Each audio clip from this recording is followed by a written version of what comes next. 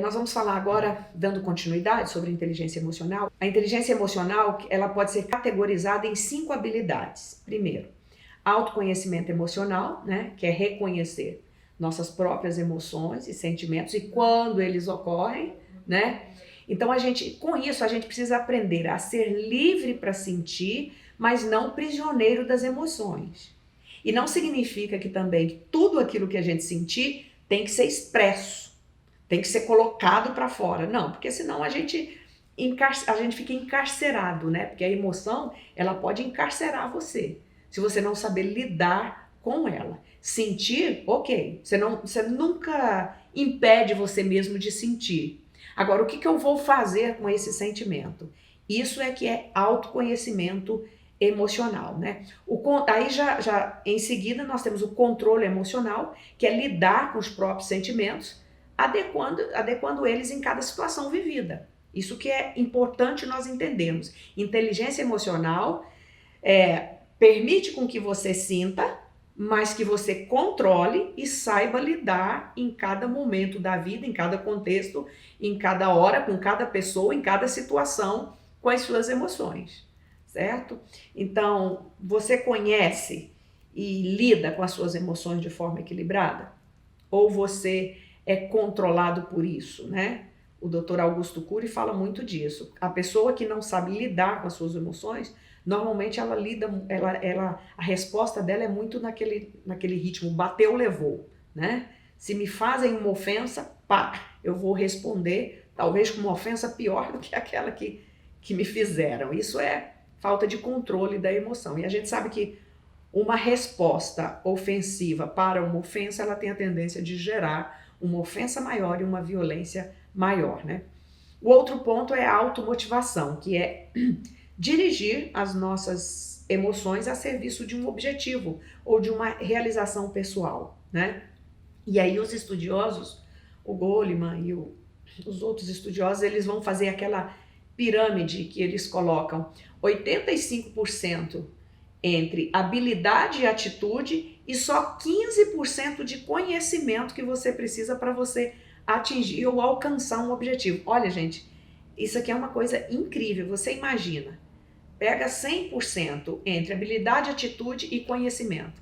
Então, eles vão dizer que 85% vai estar na habilidade e na atitude para você lidar com as emoções, no reconhecimento, no controle, tudo que já falamos.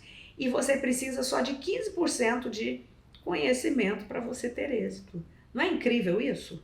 Eu acho isso incrível. Então, olha o poder que tem as nossas emoções. Por isso que isso vai lá para a estatística de que nas instituições, 80% dos problemas que ocorrem está na área relacional, na área de expressão, controle, diminuição e aumento das emoções aí entre as pessoas, né? E tem um texto de Provérbios que eu gosto muito, que ele diz assim: ouça o sábio e cresça em prudência, e o instruído adquira a habilidade, né? Então, para crescer em habilidade, você precisa de atitude na busca pelo conhecimento, né?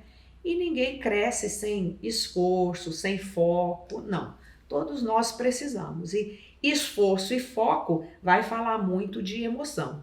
Porque às vezes você coloca um foco, você tem uma meta, você quer atingir um objetivo, mas no caminho de realizar a meta, as suas emoções te traem, a sua ansiedade, a falta do controle, e você acaba perdendo o caminho para atingir a meta, perde o seu foco e aí tá feito todo o estrago, né?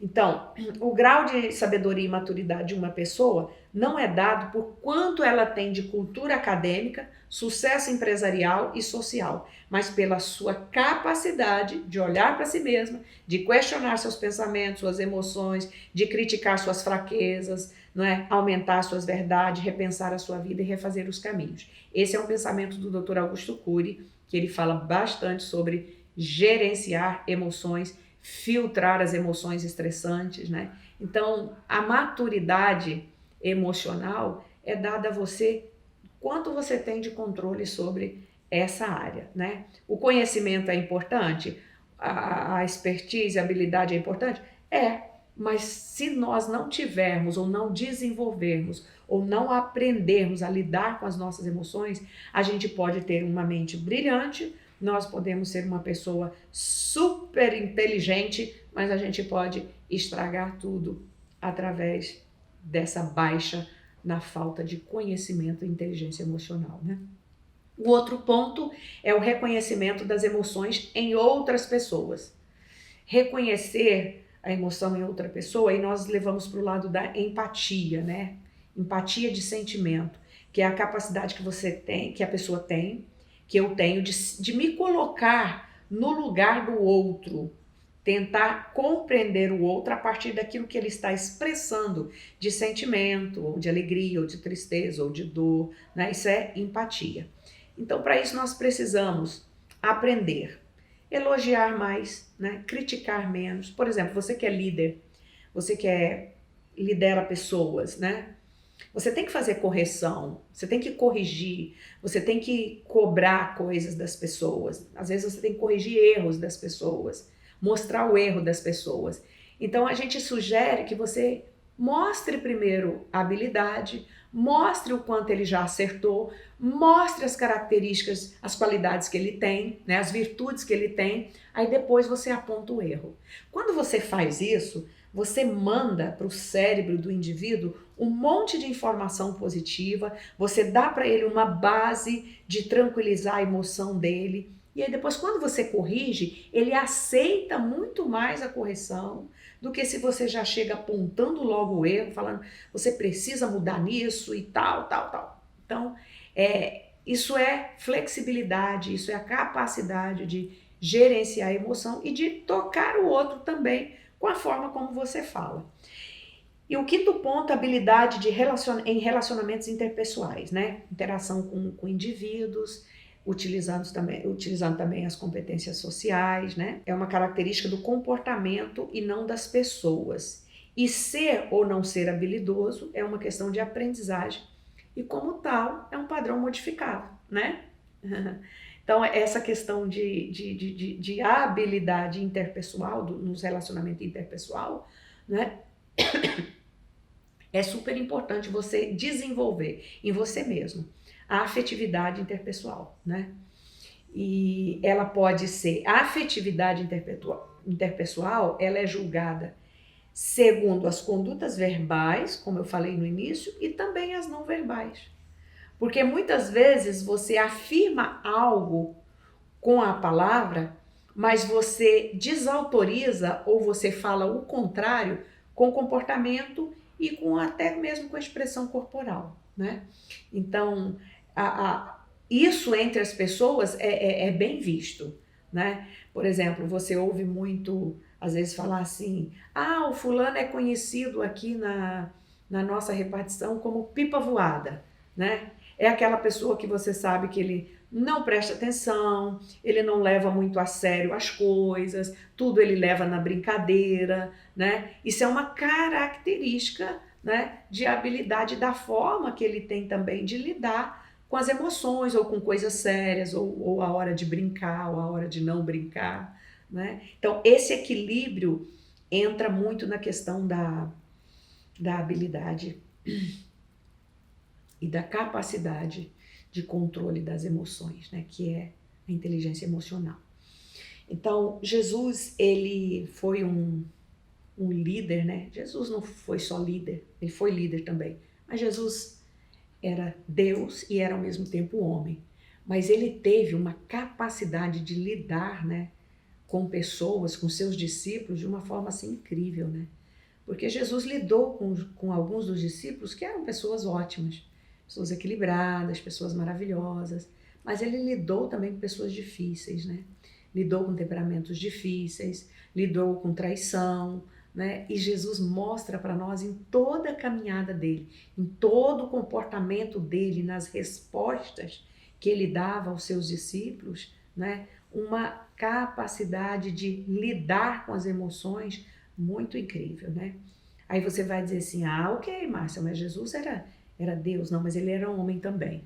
Aquilo que você sente quando você é insultado, quando você é desprezado, quando você é diminuído, Jesus também sentiu isso. Ele sabe o que significa isso, né? Então, ele chorou com aqueles que choram. Quando ele viu Lázaro, o amigo, morto, ele chorou, né? Ele se emocionou. Ele teve raiva quando viu os cambistas fazendo do templo, lugar que era lugar de oração, fazendo ali lugar de comércio e de venda. Ele ficou muito irado com aquilo. Ele virou a mesa dos cambistas, né? Dos vendedores de animais. Então, Jesus, ele mostra para nós que vivendo nesta terra como homem é possível também, se nós buscarmos as características, renovarmos em nós a imagem e semelhança do nosso Criador, nós podemos desfrutar o melhor que tem em nós, das nossas emoções verdadeiras e sinceras, e podemos também ter o controle daquelas que são destrutivas, que são ruins e que nos impedem de ter um relacionamento legal com os nossos semelhantes. Então pense sobre isso e busque controle para suas emoções, que você vai ganhar muito em todos os âmbitos, familiar, de trabalho, de contexto social, você vai ganhar muito. Ela talvez tenha que ser buscada em primeiro lugar, até mesmo antes do conhecimento. Conhecimento é importante para você desenvolver uma profissão e tal, mas sem a habilidade emocional, sem a inteligência emocional, sem desenvolver essas áreas, fica bem difícil.